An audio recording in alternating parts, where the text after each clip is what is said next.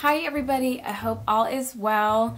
Happy New Year. I have been meaning to do a beauty faves video for 2013 since the new year began. I apologize that it's taken so long. I'm actually going to just do this one on foundation, and if you want to see it on other products, give me a thumbs up or let me know in the comment section below. That I found it was just most important to start with the foundations, and we'll kind of go from there and see how this one does, okay? I do have foundations from the high end to the lesser value, or the lesser cost I should say, and I have them in ranges from full coverage, medium to full coverage. I'm going to do it all based on your skin type or different skin types, and these are just the things that I like the best and why I feel like they work the best.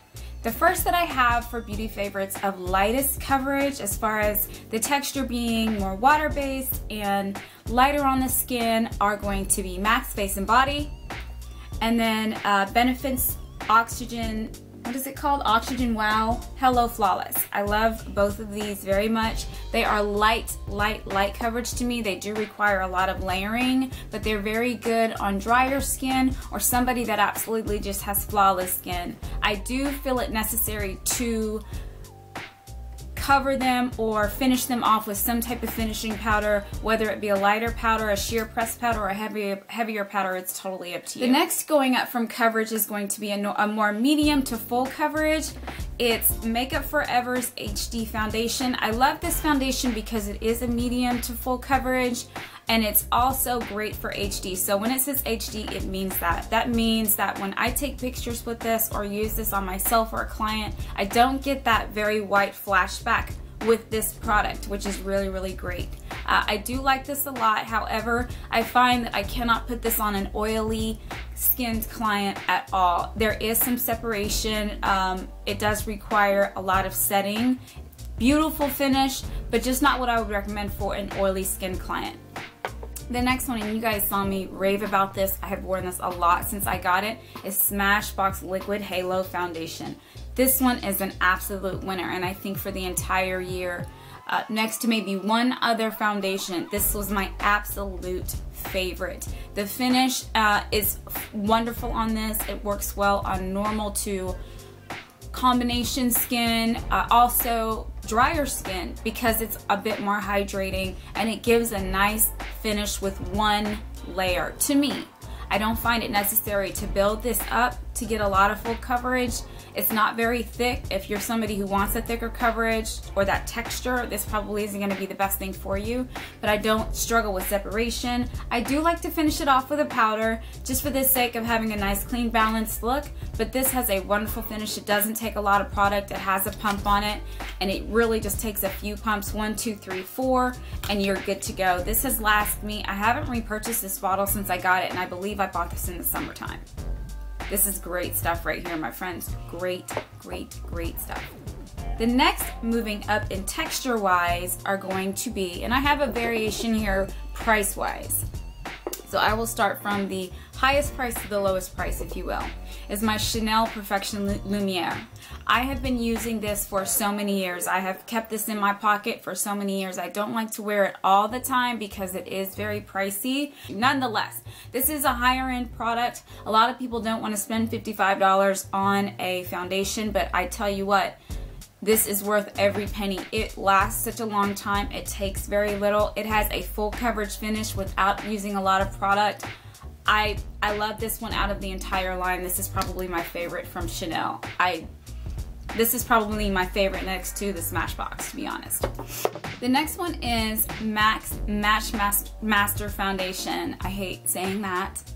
Can you say that 5 times fast? But you all have talked, I've talked about this. I do use a variation of foundations throughout the year on purpose. Different times of the year require different types of foundation, and sometimes just depending on the look or the type of coverage you want, whether you want a lighter finish or more warmth, is what you're going to go for. What I like about Match Master is that the range of these colors is very small. You all know it goes from like 1.0 to a 9, and there's not always a 0.5 within that entire range. This is $34, and I know I haven't mentioned all the pricing on these. I apologize. But the good thing about Match Master is that it warms into the skin. So why you don't find a big number of these is because you can take one foundation and it may work on 3 shades of people, and you just have to wait. I apply it to clients sometimes and they see it going on very fair, very sheer, or a weird color, and then they see how it warms in as we blend it down. That is the purpose of Match Master. And it also dries down very matte. So this works well for me on really normal skin and also oily skin. I do have drier skin and I do like this, but I do actually have to moisturize a little bit heavier. I do have to finish it with a sheer press powder or a blotting powder, something that absorbs oil, because my skin is drier. And because it dries down matte, if I don't put some type of moisturizer with it, it will kind of piece apart on me, flake if you will, and that's just the God's honest truth. But I do love this. I feel like this is kind of an around the way girl, if you know what I mean, in foundation. It works on so many different types of people and so many variations of skin tones. So this is really great to have in your kit. And if you decided to only carry one, this would be great because you wouldn't have to carry that many of them. The range just isn't that big. The next one, and I do actually carry this in my kit as well, is the NYX HD Studio Foundation, and I mentioned this earlier in the year if you follow me on Instagram. It's not very expensive. It's about $14.99, I believe, at Ulta. I really like this foundation, something that works very well in photographs. It doesn't take a lot. I do absolutely recommend it. It doesn't have a very large range, though. That's the downside about this particular foundation. There's not a large range. I happen to just be lucky enough to find one that works for me, and there's a larger range on maybe for the Caucasian women than there is as you move up further in the darker range, which I'm surprised that NYX has that issue here. There's just not a lot for darker skin, but I do love this foundation. If you can get your hands on one that works for you, I say absolutely pick it up. Also comes with a pump, which is great to have. You use less product, nice matte finish. I say set it with the powder, but you don't necessarily have to. Works well on normal skin, combination skin, and oily skin. Moving on, honey. Okay, now I'm going to move on to full coverage foundations. Okay, I have 2 that I really love.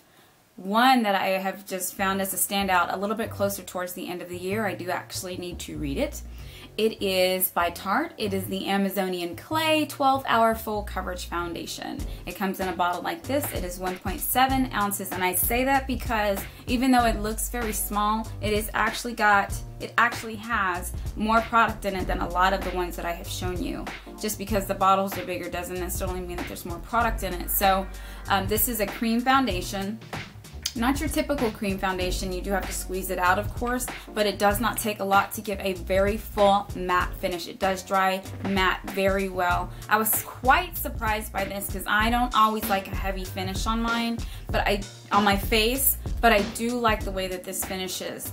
So I would recommend, it does say that it's oil free and it has an SPF in it as well, so I'd recommend it primarily for my oily skin clients. I would recommend this. The next one is Max Studio Tech. A lot of you are familiar with this. I wish that I could use this more, actually, and I've gotten some conflicting information over the course of the year. One other artist said it was being discontinued. I've never gotten any confirmation on that. If you all have, let me know. I haven't seen it coming off the shelf anytime soon. I don't know why that was said. I can't tell that this is going to be discontinued, which is why I'm still sharing it with you. I like the full coverage though of the tech. I think that the full coverage, the MAC full coverage that comes with maybe the clear covering is so much, to me personally, it's just too thick to me. But that's just me. I do have some, and I have some clients that like it, so if they like it, I will use it. But if I need to use a full coverage on particularly an oily skin client, this would probably work well on my mom. I like the tech. I even like the finish of the tech on me.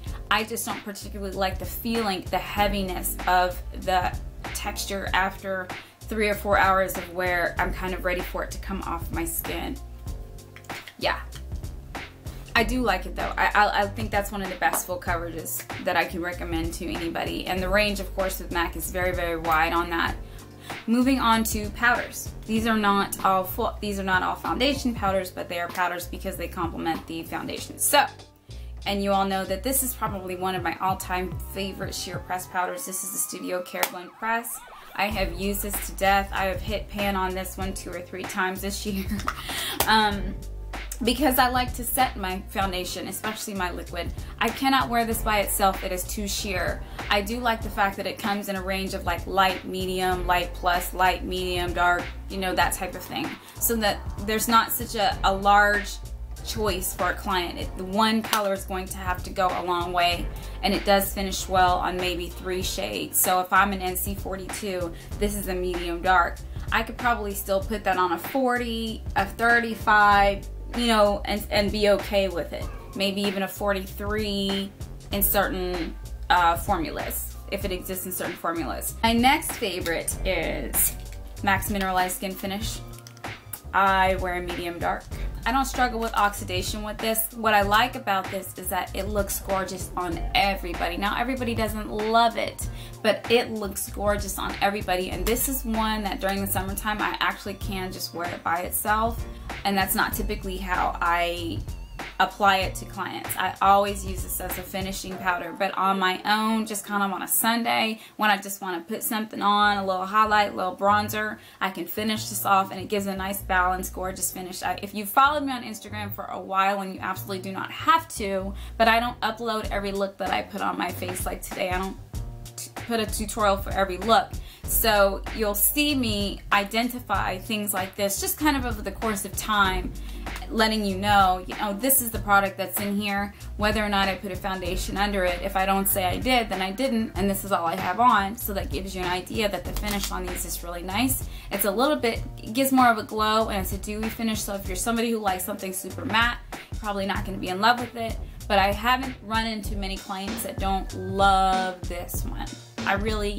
It's rare. This is a full coverage powder. Makeup Forever's Pro Finish Powder. Somebody's going to ask me, so I will tell you. I am a 163.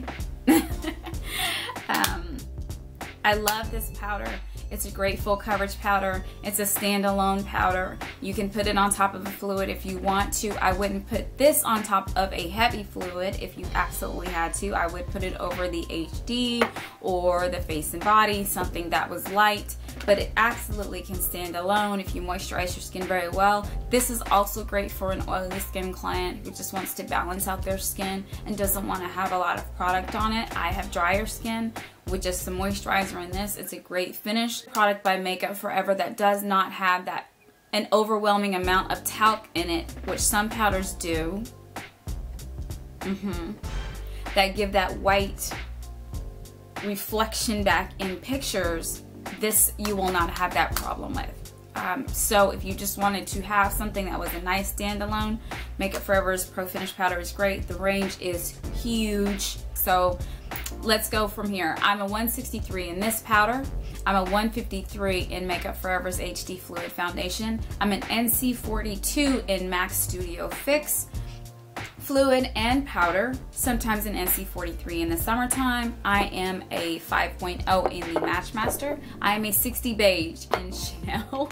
I wear, what is this one? Tan Deep Sand and Tarte. I wear medium dark in the Mineralized Skin Finish, medium dark in the Studio Care Blend Pressed, NC42 in the Studio Tech by MAC. I wear the Toasted Beige in the Benefit Oxygen liquid. And finally, I am a 6 in Smashbox Liquid Halo. So, that all to say, I hope that you guys found this helpful and maybe a little entertaining. Again, if you do want me to do beauty faves on the other products like lipsticks and shadows, let me know. It's so much information. I didn't know if that was even going to be beneficial to you guys. The feedback that I got was more that people wanted to know about foundations. I love you guys. The look that I have on today is from the MAC Cool Neutral palette that I just put up the review for yesterday. I'll put a link for that in the down bar below. The lipstick that I have on is Bajan Princess by Colored Rain. And the liner is Fashion Boost by MAC. Bye!